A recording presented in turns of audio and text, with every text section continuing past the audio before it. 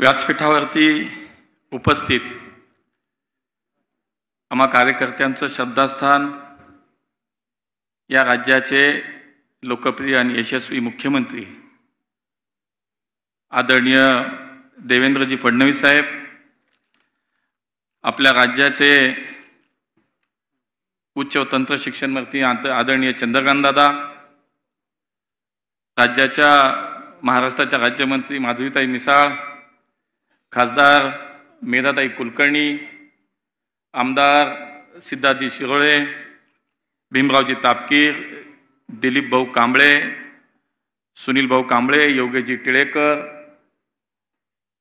महाराष्ट्राचे भारतीय जनता पार्टीचे महामंत्री राजेशजी पांडे, आमदार हेमंतजी रासने, गणेशजी बिडकर, प्रदीपजी कंद, संजयजी सोनवणे, सिन्हाजी भीमाले, अजयजी भोसले, नाना भानगिरे, बाळा बेगडे, सुभाष जगताप, परशुराम वाडेकर, अनुप मोरे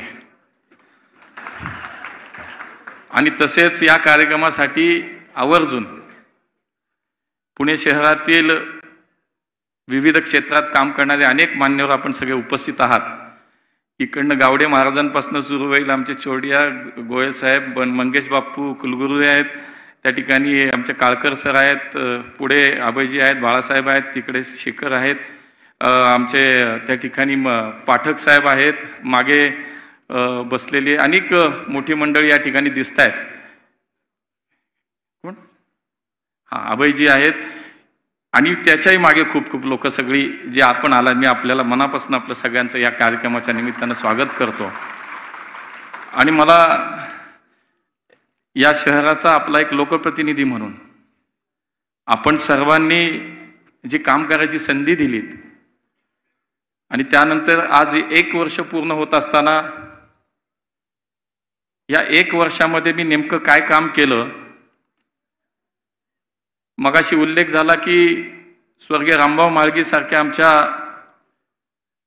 पक्षातील आमचे ज्येष्ठ मार्गदर्शक, ज्यांच्या विचारावरती आम्ही पार्टी म्हणून पक्ष म्हणून कार्यकर्ते आम्ही नेहमी त्यांचा आदर्श डोळ्यासमोर ठेवून काम करतो, ते रामभाऊ म्हाळगी असे म्हणायचे की लोकप्रतिनिधीला जनसंपर्क कार्यालय आणि निवडून आल्यानंतर लोकांना कामाचा अहवाल त्यांनी सादर करणं हे क्रमप्राप्त आहे आणि ते आवश्यक आहे आणि ते आपण सगळ्यांनी केलं पाहिजे। आणि हाच आदर्श डोळ्यासमोर ठेवून वर्षानुवर्ष भारतीय जनता पार्टीचे इथं बसलेले सगळेच आमचे नेते, सगळे पदाधिकारी, सगळ्यांनी हाच नियम स्वतःला घालून घेतला की ज्या लोकांनी, ज्या नागरिकांनी आपल्यावरती विश्वास व्यक्त केला आणि आपल्याला आपला प्रतिनिधी म्हणून काम करायची संधी, मग महापालिका असेल, विधानसभा असेल, लोकसभा असेल, त्या ठिकाणी पाठवल्यानंतर आपण त्याचे उत्तरदायी असतो की आपण त्यांना उत्तर देणं हे बांधिलकी आपल्याला जपली पाहिजे। आपण बांधील असतो की केलेल्या कामाचं नागरिकांना आपल्याला ते काम सादर केलं पाहिजे की तुम्ही निवडून दिलं, ज्या कामासाठी निवडून दिलं, ज्या अपेक्षेने निवडून दिले ते काम आम्ही प्रामाणिकपणे करण्याचा प्रयत्न करतो आणि तो म्हणजे कामाचा अहवाल। आणि तो अहवाल आज या निमित्ताने 1 वर्षाचा अहवाल सादर करतोय। तसेच जनसंपर्क कार्यालयाचे आज उद्घाटन होतंय। या जनसंपर्क कार्यालयाचं वैशिष्ट्य मी सांगेन आपल्याला की मान्य 3 वर्षापूर्वी सुद्धा मान्य देवेंद्रजींच्याच हस्ते कोथरूडला असंच एक जनसंपर्क कार्यालय आपण सुरू केलं आणि हे सुद्धा जनसंपर्क कार्यालय शहराच्या मध्यवर्ती भागात असावं म्हणून जंगली महाराज रस्त्यावरती एक प्रशस्त अशा पद्धतीचं जनसंपर्क कार्यालय आपण उभं केलंय। त्याचंही उद्घाटन आता देवेंद्रजी करणार आहेत। मला सांगायला आनंद वाटतो की लोकप्रतिनिधी म्हणून सगळेच आम्ही हे लोकांना त्यांच्या अपेक्षेनुसार, त्यांच्या इच्छेनुसार जे आवश्यक आहे ते काम करण्यासाठी तर निश्चितपणे आमची वचनबद्ध असतो, पण त्यासाठी काहीतरी यंत्रणा लागते, काहीतरी सिस्टीम लागते आणि म्हणून जनसंपर्क कार्यालय हे अत्यंत महत्त्वाचं त्याच्यातलं एक साधन आहे। आणि म्हणून पुण्यात आता खासदार म्हणून, मंत्री म्हणून जे काय आम्ही पार्टी म्हणून जे काही कार्यालयाचा विचार आम्ही केला, तर 24 तास आता पुण्यातलं जनसंपर्क कार्यालय, खासदार जनसंपर्क कार्यालय 24 तास आता पुण्यामध्ये चालू राहणार आहे। आणि मगाशी राजेशनी सांगितलं तसं ते म्हणाले की अनेक वेगवेगळ्या प्रकारच्या सुविधा त्या ठिकाणी उपलब्ध असतील। मग आता स्वतंत्रपणे 2 जी काही मंत्रालयाची कामं आहेत, सहकार आहे आणि सिव्हिल एव्हिएशन आहे, याचं सुद्धा तिथे काम चालेल। या ठिकाणी रेल्वे, तीर्थयात्रांच्या संदर्भातलं एक वेगळं मदत केंद्र असेल। केंद्र सरकार, राज्य सरकार, महानगरपालिकेच्या अनेक योजना नागरिकांच्या ज्या आहेत त्याच्या संदर्भातलं एक स्वतंत्र मदत केंद्र आहे। त्याशिवाय महाई सेवा केंद्र तिथं 24 तास चालू असणार आहे। नोकरी स्वयंरोजगारच्या विषयातला एक स्वतंत्र कक्ष त्या ठिकाणी आहे। एक स्वतंत्र वैद्यकीय कक्ष आपण त्या ठिकाणी चालू करतोय। दिव्यांग नागरिकांसाठीचा एक कक्ष त्या ठिकाणी असेल। शैक्षणिक विभाग व शिष्यवृत्ती मार्गदर्शन केंद्र त्या ठिकाणी असेल. शिवाय आपण जो जनता दरबार आता चालू केला की साहेब आम्ही निवडून आल्यानंतर हा विचार केला की जेव्हा महापौर होतो तेव्हा सुद्धा की सातत्यानं लोकांशी संवाद आपला साधला गेला पाहिजे. खरं तर तो काळही खूप अवघड होता, कोविडचा काळच नेमका होता. तर लोकांना लोकप्रतिनिधी म्हणून आपण निश्चितपणे लोकांशी संवाद आपला असला पाहिजे, म्हणून आम्ही सोशल मीडियाचा त्यावेळेला वापर खूप केला आणि एक इंटरॅक्टिव्ह अशा पद्धतीचं मग फेसबुक असेल, इन्स्टा असेल, त्यावेळेला जे जे करता आलं ते आम्ही सातत्यानं जवळपास 28 महिने आम्ही तो कार्यक्रम दर महिन्याला राबवला.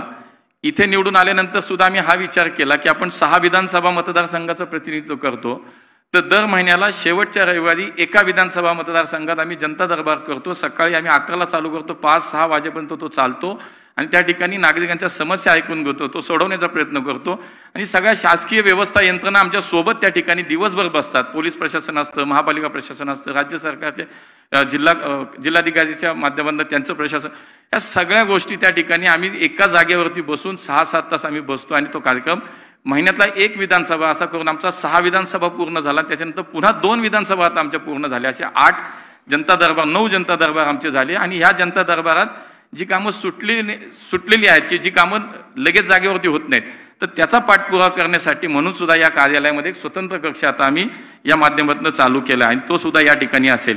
एक 2-3 नवीन रुग्णवाहिका आपण 24 तास मोफत सेवा म्हणून आता पुणेकरांसाठी या ठिकाणी उपलब्ध करतोय. अजून एक छोटंसं पुस्तकाचं प्रकाशन आपल्या हस्ते आम्हाला करायचं होतं. खरं ते कोविडच्या काळानंतर राहून गेलं.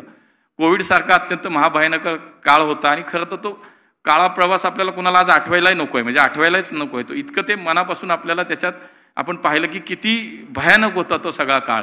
परंतु त्या काळात सुद्धा काम करत असताना काही चांगले वाईट अनुभव जे आले, मी खरं तर मी काही लेखक नाही, पण पैलवान माणूस, मी काही लिहिण्याचा माझा काही संबंध नाही, पण तरी सुद्धा बऱ्यापैकी थोडं थोडं लिहित मी त्यावेळेस जो गेलो, त्याचं शब्दांकन काय माझं नाही, ते एका व्यवस्थित लेखकांनीच केलं. त्यामुळे शब्दांकन चांगल्या पद्धतीनं करून एक चांगला वाईट जो अनुभव आला तो पुण्याचा महापौर म्हणून त्याला प्रथम नागरिक म्हणून संकल्प, तर मी प्रथम माणूस असं म्हणून साधारणतः खूप भावनिक या पद्धतीनं जे काही त्याच्या काळात सगळे अनुभव आले ते त्या पुस्तकामध्ये सगळे ते आले, तर त्याचंही प्रकाशन आज आपल्या हस्ते या ठिकाणी करायचं आहे. आणि म्हणून अशा अनेक कार्यक्रमाच्या निमित्तानं आज आपण आमच्यामध्ये आलात. मला खूप आम्हाला सगळ्यांना आनंद वाटतो. आपलं मी मनापासून या ठिकाणी पुन्हा स्वागत करतो. मला असं वाटतं की फार वेळ मी आपल्यामध्ये घेणार नाही, पण काही गोष्टी ज्या आहेत त्या थोडंसं या ठिकाणी मला असं वाटतं बोललं पाहिजे.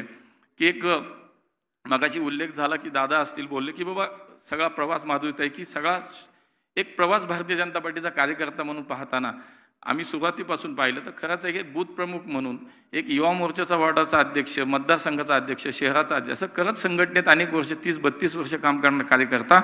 मला असं वाटतं जेव्हा या शहराचा खासदार होतो, या देशाचा केंद्रीय मंत्री होतो, हे फक्त आणि फक्त श्रेय माझ्या या सगळ्या नागरिकांचं आणि माझ्या पक्षाच्या माझ्या नेतृत्वाचं आहे. त्यामुळे मी हे प्रामाणिकपणे मान्य केलं पाहिजे. दादाही म्हणाले की कसा मंत्री झाला आम्हालाच नाही कळलं, मलाच नाही कळलं साहेब दादा, तर तुम्हाला काय सांग, हे आपल्याला सगळ्यांना माहिती आहे. महाराष्ट्रात अचानक काय घडतं, कोण काय करतं हे सगळ्यांना माहिती आहे. ते इथं बसलेत आता, त्यामुळं हे त्यांनाच एकट्याला माहिती होतं, बाकी कुणाला काही माहिती नव्हतं. कारण मी झोपेतून उठल्यानंतर फोन नड्डाजींचा आहे मला खरंच वाटे ना, मी 5 मिनिटं मलाच काय कळेन आणि यांचा फोन आला लगेच. म्हणजे हे आपल्याला माहिती आहे महाराष्ट्रात असं काय घडलं की ते कोण करतं. आणि त्यामुळे मला असं वाटतं की ह्या सगळ्या माझ्या प्रवासात एक गुरु म्हणून, माझे मार्गदर्शक म्हणून वेळोवेळी खरं तर खूप मला त्यांची साथ मिळाली, सहकार्य मिळालं. आणि आत्ता उल्लेख झाला की केंद्रात आता मंत्री यांच्याशी अमित भाई असतील, मोदीजी, ते खरं तर खूप कडक हेडमास्टर मिळाले तिथं. हे एकदम तसे सौम्य आणि मवाळ हेडमास्टर आमच्याबरोबर कायम काम त्यांच्याबरोबर मी केलं. आणि म्हणून मला या सगळ्या विषयात गेले जवळजवळ 20 वर्ष लोकप्रतिनिधी म्हणून सुद्धा, नगरसेवक असेल, स्थायी समिती असेल, महापौर, मला पुणेकरांना खरं मनापासून खरं धन्यवाद देईन की 20 वर्ष सातत्यानं लोकप्रतिनिधी म्हणून वेगवेगळ्या स्तरावरती काम करण्याची संधी माझ्या पुणेकरांनी मला दिली आणि ते मला आवर्जून निश्चितपणे या ठिकाणी उल्लेख केला पाहिजे आणि त्यांचे मला वाटतं आभार मी निश्चितपणे या ठिकाणी मांडले पाहिजे. त्यामुळे माझ्या पक्ष नेतृत्वाचा माझ्यावरचा विश्वास, माझ्या सहकारी कार्यकर्त्यांचं माझ्यावरची साथ आणि पुणेकरांचे आशीर्वाद, या सगळ्या याच्यावरती आजपर्यंतचा हा सगळा प्रवास या ठिकाणी झाला. आजही 1 वर्षाचा कामाचा जेव्हा विचार करतो तेव्हा मला असं वाटतं की पुणे हे देशातील सर्वोत्तम शहर आम्हाला बनवायचं आहे आणि त्यासाठी राज्य सरकार, केंद्र सरकार, डबल इंजिनचं सरकार या ठिकाणी काम करतो आणि ते करत आहे. आणि मला असं वाटतं की ज्या ज्या वेळेला पुण्याचे अनेक विषय आहेत, पुण्याची मेट्रो आहे, पुण्याचा विमानतळ आहे, पुण्याच्या सार्वजनिक वाहतूक व्यवस्थेचा विषय आहे, पुण्याच्या घनकचऱ्याचा विषय, कितीतरी पुण्याचे विषय, ज्या ज्या वेळेला माननीय मुख्यमंत्री साहेबांकडे मी जातो, मला असं वाटतं माझ्यापेक्षा 4 गोष्टी त्यांना अधिक माहिती असतात. का तर पुण्यावरती त्यांचं असलेलं विशेष प्रेम हे आपण कायमच पाहतो. त्यामुळे ते मुंबईत जरी असले तरी त्यांच्या भाषणात पुण्याचा उल्लेख येतो. दिल्लीत जरी कुठला कार्यक्रम आला तरी त्यांचं पुण्यावरचं प्रेम दिसून येतं. त्यामुळे पुण्याच्या विषयात माझं काम खूप हलकं झालं. मी काय सांगायला गेलो की त्याच्या आधी 2 पावलं त्यांनी टाकलेलीच असतात. त्यामुळे मला सांगतात की हा ठीक हे करू, पण त्याच्या आधी ते पुढे गेलेलेच असतात. त्यामुळे पुण्याच्या भविष्याचा विचार करणारे महाराष्ट्राचं नेतृत्व मुख्यमंत्री म्हणून आम्हाला मिळालात. आणि त्यामुळे आमच्यासारख्या कार्यकर्त्यांचं, आम्ही असेल, सगळे आमचे आमदार आहेत, सगळे मंत्री, सगळ्यांचं काम आमचं खूप हलकं झालं. त्यामुळे पुण्याच्या बाबतीत आपण विशेष प्रेम आपलं कायम दिसून आलं. आणि म्हणून आम्हा मंडळींना पुण्याच्या विषयात कुठलंही काम हे अडचणीचं वाटत नाही. आणि म्हणून आज मला असं वाटतं की पुणे कुणी काही म्हणू, मला असं वाटतं की राजकीय टीकाटिप्पणी होत राहते, पण मला असं वाटतं आजही गेले सातत्याने 8-10 वर्ष या देशातलं मोस्ट लेवल सिटी म्हणून पुणे, सर्वोत्तम राहण्याचं शहर म्हणून पुणे पहिल्या आणि दुसऱ्याच क्रमांकावरती आहे. आणि म्हणून मला असं वाटतं की ते शेवटी कुणी 1-2 नाही करत, आपण सगळ्यांनी मिळून केल्यानंतर असं मला वाटतं की हे सगळं यश आपल्या सगळ्यांचं आहे. आणि म्हणून आज हे सगळं काम करत असताना 2 महत्त्वाची खाती मिळाली, दादांनी उल्लेख केला. आणि या सगळ्या खात्यामध्ये काम करत असताना मी निश्चित हा विचार करतो की शेवटी कुठेही देशभरामध्ये प्रवास झाला, फिरलो, तरी सुद्धा शेवटी जिथून मी निवडून आलो, जिथं माझ्या लोकांनी माझ्यावरती प्रेम केलं, त्यांच्यामुळे मी जिथे निवडून गेलो, तर शेवटी त्याला प्राधान्य, प्राथमिकता ही कायमच आयुष्यभर राहणार आहे. पुढचं माहीत नसतं, काय हातात आहे नाही आहे कुणालाही माहीत नसतं. पण मला असं वाटतं राजकीय क्षेत्र हे एकमेव असं क्षेत्र की त्याच्या इतकी अनिश्चितता कशातच नाही. आणि त्यामुळे हे पुढचं काही नाही. पण आज जे मला मिळालं की जेव्हा मला माझ्या पक्षाने, माझ्या नेत्यांनी मला जे काम करायला किंवा पुणेकरांनी, तर माझा एवढाच प्रयत्न राहील की जी जबाबदारी दिली ती प्रामाणिकपणे पार पाडली पाहिजे, त्याच्यावरती काम केलं पाहिजे. आणि म्हणून मला असं वाटतं की हे सगळं जे काम झालं 1 वर्षामध्ये काम त्या अहवालाच्या स्वरूपात येईलच, मी काय फार त्याच्यामध्ये बोलणार नाही. पण मी मगाशी म्हणालो तसं वरती काम करताना खूप काही गोष्टी शिकायला मिळतात, खूप काही अनुभव येतात आणि दिसायला खूप छान वाटतं बाहेर की मंत्री बाबा काय हवा, केंद्रात मंत्री, गाडी घोडा. पण मी मगाशी म्हणलं इथले हेडमास्टर आमचे मवाळ होते, सौम्य होते. थोडं काही चुकलं तरी, थोडं काही नाही, थोडं कधीतरी 1-2 वेळा नाही गेलं तर नाही बोलले की टेन्शन यायचं, तुम्ही माझ्याशी का नाही बोलले, मला टेन्शन आलं. पण ते समजून घ्यायचं आपलं काहीतरी गडबड आहे, पण ते दुरुस्त आपण केलं की ते सगळं जागेवर यायचं. पण तिथं मात्र इतके कडक मास्तर आहेत. मला एकच उदाहरण मी फक्त सांगेन की ज्या वेळेला नुकतंच शपथविधी झाला आणि 6-7च दिवस झाले होते, मागच्या एका कार्यक्रमात मी कुठं, मी फार वेळ घेत नाही, 5 मिनिटात संपवतो. तर त्या ठिकाणी त्याच दिवशी एक 6 दिवस झाले आणि आम्हाला संध्याकाळी माननीय मोदीजींनी सगळे मंत्रिमंडळांना सहज गप्पा मारायला घरी बोलवलं होतं पीएम हाऊसला. पण त्याच दिवशी सकाळी दिल्ली विमानतळावरती एक छत कोसळलं होतं आणि दिल्ली विमानतळाचं छत कोसळलं होतं आणि त्याच दिवशी संध्याकाळी आम्हाला सगळ्यांना बोलवलं होतं. आणि सगळे राज्यमंत्री होते, कॅबिनेट मिनिस्टर नव्हते, कारण राज्यमंत्र्यांनाही कुठंतरी बाबा त्यांच्यासोबत संवाद करावा, त्यांची थोडी भीती कमी व्हावी, असा कुठंतरी उद्देश त्यांचा होता. आणि सहज अशा एकदम अगदी इन्फॉर्मल गप्पा मारायला सुरुवात झाली. प्रत्येकाला सांगत होते की तुझी मिनिस्ट्री सांग आणि तू हे सांग की काय काय काम मिनिस्ट्रीत गेला का, रिव्ह्यू घेतला का, ब्रीफिंग घेतलं का, कसं वाटलं काय, आणि सांगा म्हणून. माझ्या वेळेला मी म्हटलं की माझ्याकडे सिव्हिल एव्हिएशन आणि सहकार. तर त्यांनी 2च मिनिटं थांबले, रुको आज दिनभर क्या किया. आता त्यांनी हे पहिलं चेक केलं की ह्या वेळेला हे तरी माहिती आहे का दिल्लीत आज ॲक्सिडेंट झाला विमानतळावरती. मग त्यांनी मला विचारलं की आज दिनभर क्या किया. आता त्याच्या पुढे अजून गंमत आहे बघा. आता तुम्हाला वाटत असं सोपं आहे काम, अजिबात नाही. तर तसं झालं मला आणि मी गेलो होतो म्हणून मी सांगितलं की सुबह ऐसा हुआ, दिल्ली एअरपोर्ट ॲक्सिडेंट हुआ, मैं हॉस्पिटल गया, बाद में एअरपोर्ट गया, ऐसा ऐसा. ठीक आहे, सगळं ऐकून घेतलं, मान हलवली आणि पॉज घेऊन मला म्हणले आपको पता है आप 2.5 घंटे लेट पहुंचे वहां पे. आता असं म्हटल्यानंतर मला वाटलं अरे कुठून इथं आलो मी, काय करणं, आपला कार्यक्रम झाला वाटतं. ही जी पद्धत आहे. शिवाय त्याच्यानंतर आता परत एक 8-10 महिने झाले असतील, हरियाणातल्या एका एअरपोर्टचं उद्घाटन होतं आणि खरं तर शेजारी बसायचं म्हणल्यावर नको वाटतं. तुम्ही तिकडं बघा, मी इकडं बघतो, असंच असतं सगळं ते. आणि तिथं शेजारी बसलो, विमानतळाचं उद्घाटन होतं, कार्यक्रम चालू होतं, ते असे बाजूला आले, म्हटलं झालं काहीतरी आता. तर मी गेलो शेजारी, असा 10-12 महीने हो गए, एक बार आओ तो सही, क्या किया क्या नहीं किया जरा बताओ तो सही. म्हटलं आता हे काही खरं नाही दिसत ह्या सगळ्या ह्याच्यात. म्हणून मी तुम्हाला म्हणतो भारी वाटतं सगळं. माननीय अमितभाईंचा एक अनुभव असाच की खरं तर नवीन मंत्री, मला कामही शिकायचे, मला अजूनही शिकते मलाही, नाहीतर आपणही सगळे बघतो की हे काही संबंध नाही. एका महापालिकेच्या क्षेत्रातनं देशाचं क्षेत्र बघायचं म्हणजे हे काही माझं काम इतकं सोपं मला वाटलं, ते त्याच्यापेक्षा जास्त अवघड निघालं. आणि आमचं विश्वविद्यालयाचं, त्रिभुवन विश्वविद्यालयाचं बिल होतं, लोकसभेत त्यांनी मांडलं. आता लोकसभेत आणि राज्यसभेत, लोकसभेत झालं ते राज्यसभेत येतं आणि लोकसभेत जसं बिल मांडून झालं त्यांनी मला बोलावून घेतलं आणि मला सुन राज्यसभा मी तुझे बिल रखणार, रिप्लाय बी तुझे करणार. माझ्या पोटातच गोळा आला. अरे तर माझा कार्यक्रम सुरू झालाय त्याच्या आधी संपायचा. मनातल्या मनात म्हणलं साहेब तुम्ही का रिस्क घेताय, काय रिस्क घेताय तुम्ही, मेहनतही होत्या.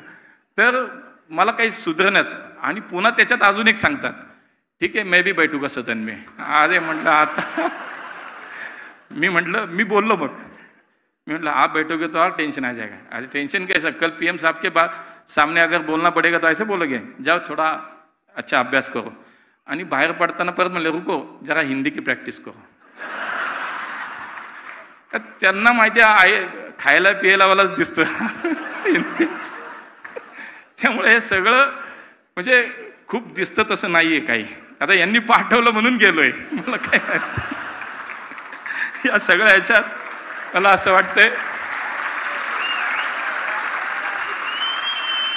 पण मला याचा आनंद वाटतो की मी एक माझ्या पक्षातला असा सर्वसामान्य कार्यकर्ता आहे की जसं मी म्हणाल की सहकाराचं मला खातं दिलं, पण माझं सहकाराचं नातं मी 2 मिनिटात सांगेन की या सहकाराचा मी आज देशाचा मंत्री मला केलं, पण माझं सहकाराचं नातं आहे की जिल्हा सहकारी बँकेमध्ये माझ्या वडिलांनी 35 वर्षे शिपाईची नोकरी केली, हे माझं नातं आहे. आणि ते मला साखर कारखान्यांना महाराष्ट्रात यांनी सांगितलं, यांनी साहेबांनी दिले 10,000 कोटी रुपये केंद्राकडनं घेऊन दिले. आणि अनेक साखर कारखाने आणि सगळे ती लोक सगळी मंडळी दिल्लीत भेटायला येतात, साहेबांनी सांगितलंय तुला भेटायला असं तसं सगळं. पण मला ते आठवतं की माझ्या वडिलांनी रसाचं गुऱ्हाळ चालवलं आणि तोच गुऱ्हाळाचा रस घेऊन आम्ही ट्रे घेऊन भाऊ दोघं वेगवेगळ्या ठिकाणी रस द्यायला जायचो. आणि आज ते सहकाराचं नातं याचं एकच कारण आहे ते म्हणजे भारतीय जनता पार्टी. मला दुसरं काही नाही. मला असं वाटतं माझ्या पक्षाने माझ्यासारख्या कार्यकर्ता आणि सगळी मोठी मालिका आहे, सगळेच तसले आहेत, कोणीच नाही असं, सगळेच आमच्यात तसेच आहेत. इथं परिवारवाद नसतो, इथं जो काम करतो त्याला संधी दिली जाते. आणि म्हणून मला खूप आनंद वाटतो. माझ्या पुणेकरांनी खूप भरभरून प्रेम दिलं, भरभरून प्रेम केलं. आणि या सगळ्या प्रवासात मला असं वाटतं की मी केलेल्या कामाचं निश्चितपणे माझ्या पुणेकरांसमोर मी काम ठेवलं पाहिजे की तुम्ही संधी दिलीत, चुकतंय बरोबर आहे नाही तुम्ही सांगा. माझे पक्षनेतृत्व इथे, माझे नेते की ज्यांच्यामुळे माझं आयुष्य घडलं असे देवेंद्रजी इथे. परवाच गुरुपौर्णिमा झाली, त्यामुळे गुरु आज माझ्या कार्यक्रमाला आल्यामुळे तो एक माझ्या मनात एक वेगळा आनंद आहे. आणि ते नेहमी नेहमी येतात. मी खाली सांगेल की इतका सगळा प्रवास झाला, या सगळ्या प्रवासात कधीही काय झालं तरी हक्कानं वाटलं काही तर जाण्याची एकच जागा असते ती म्हणजे देवेंद्रजी फडणवीस साहेब. आणि म्हणून मला कार्यकर्त्यांची ताकद आमच्या सगळ्यांच्या बाबतीत हाच अनुभव आहे, कुणाचंच नाही, सगळेच आम्ही सगळेच तसेच आहोत. आज त्याच्यात त्यांच्याबरोबर दादांचं प्रेम म्हणजे मागच्या 5-6 वर्षापासून आज दादांचा सहवास हा सुद्धा मला वाटतं आमच्या सगळ्या कार्यकर्त्यांसाठी अत्यंत प्रेरणादायी एक प्रवास आहे की सर्वसामान्य माणसाच्या आयुष्यात एक प्रकाश म्हणून उभं राहणं, एक आधार म्हणून उभं राहण्याचं काम राजकारणाच्या पलीकडे जाऊन कोण करतं ते मी चंद्रकांत दादासारख्यांचा उल्लेख करेन की आम्ही सगळ्यांनी जवळनं पाहिलं. आणि त्यामुळे मला असं वाटतं अशा नेत्यांच्या सहवासात काम करणारे आम्ही कार्यकर्ते आणि त्याचा मनापासून खूप आनंद वाटतो. आपण सगळ्यांनी काम दिलंय, माझ्या नेत्यांनी मला काम दिलंय, मी प्रामाणिकपणे हे काम करण्याचा कायम प्रयत्न करीन. हा अहवाल आपल्याला सादर करतोय, पुढच्या काळात अजून काम करायचंय एवढं निश्चित. त्यासाठी आपल्या सगळ्यांचं प्रेम आशीर्वाद शुभेच्छा कायम माझ्यासोबत अशाच राहू द्या हीच अपेक्षा. खूप खूप धन्यवाद. जय हिंद, जय महाराष्ट्र.